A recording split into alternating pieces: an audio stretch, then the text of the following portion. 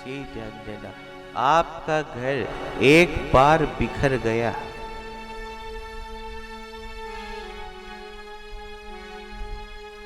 फिर नहीं जुड़ेगा। एक बार अगर घर टूट गया, एक उदाहरण छोटी सी बात, एक बार माथा में धोलो बाल आ जाए तो कालो हो जाए।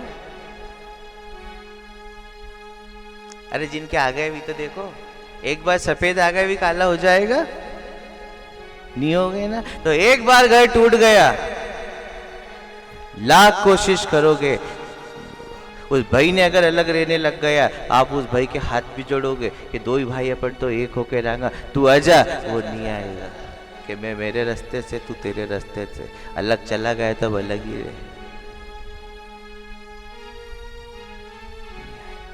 तो घर को टूटने मत देना।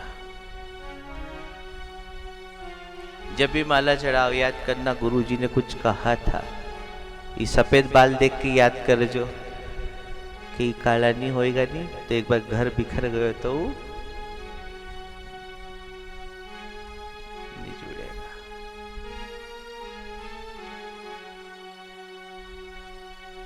भगवान श्री कृष्ण की सूचना जब कंस को मिली कि देवकी ने 8वें संतान को जन्म दे दिया है, कंस घबराता हुआ वहां पर पहुंचा और देखा कि कन्या है। तो देवकी जी से पूछा, मुझे तो आकाश से भविष्यवाणी हुई थी और देवताओं ने स्पष्ट कहा था कि तुझे मानने वाला तेरा भानेज 8वें पुत्र के रूप में आएगा, पर ये कन्या है। हे देवकी, तू बहन है, तू सच सच बता, तूने बेटी को जन्म दिया था या बेटे को जन्म दिया था?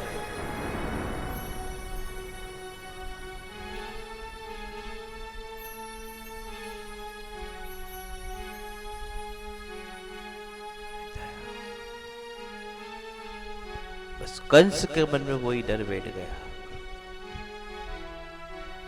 वो आ गया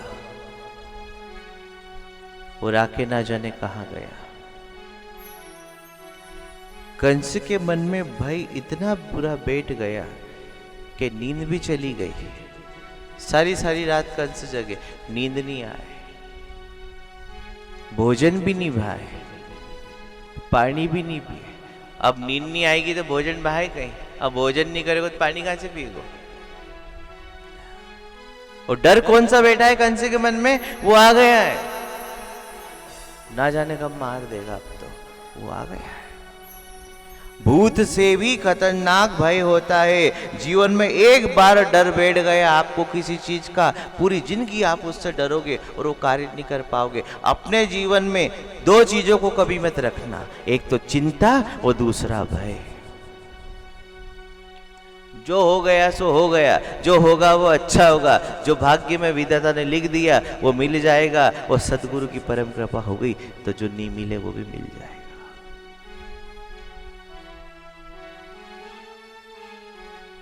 अब पहरेदार थे, महाराज आप सारी सारी रात जगो, आप भोजन नहीं कर रहे हो, आप पानी नहीं पी रहे हो, महाराज कंस कोई बात हो तो आप बताओ।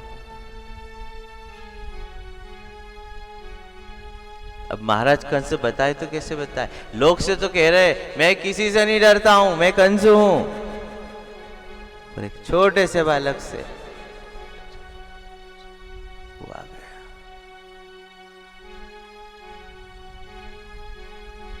पहरेदारों ने प्रार्थना करी, महाराज कब तक भोजन नहीं करोगे, कब तक पानी नहीं पियोगे, कब तक जगोगे? महाराज आप विश्राम कर लो तो हम विश्राम कर ले, महाराज आप सो जाओ। कंस ने कहती मुझे नींद नहीं आती है, अगर मैं सो जाऊं तो देवकी का पुत्र आके मेरा गला दबा जाए तो, इसलिए मैं सो भी नहीं सकता। पहरेदार कह रहे नहीं महाराज आप सो जाओ, हम आपके आसपास खड़े हैं, एक चींटी को भी आपके पास नहीं आने देंगे, महाराज आप तो सो जाओ। कंस सोने लगा और सोने से पहले पहरेदारों से कह दिया कि मैं सोऊं पर तुम मत सो जाओ, तो वो मुझे मार जाएगा, ध्यान रख, थोड़ा पैरों ढंग से दीजो। पहरेदार कितने ही आप रख लेना, कोई आपकी सुरक्षा नहीं कर पाएगा। जिसकी रक्षा राम करे मार सके ना कोई।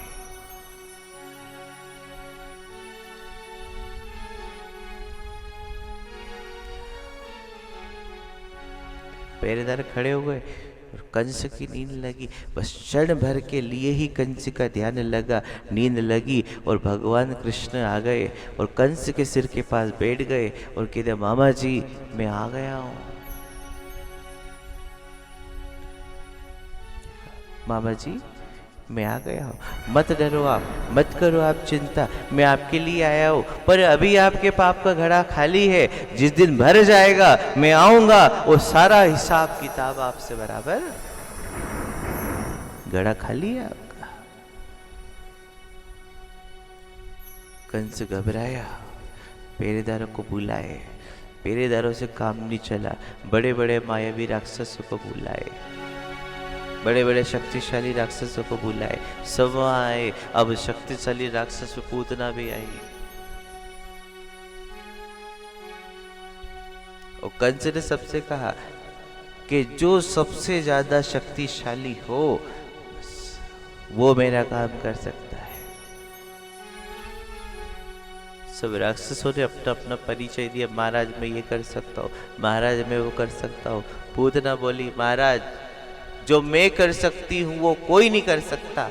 मैं उड़ सकती हूँ, मैं आकाश में जा सकती हूँ, मैं पाताल में भी जा सकती हूँ, मैं किसी का रूप धारण कर सकती हूँ महाराज, जो मैं कर सकती हूँ कोई नहीं कर सकता।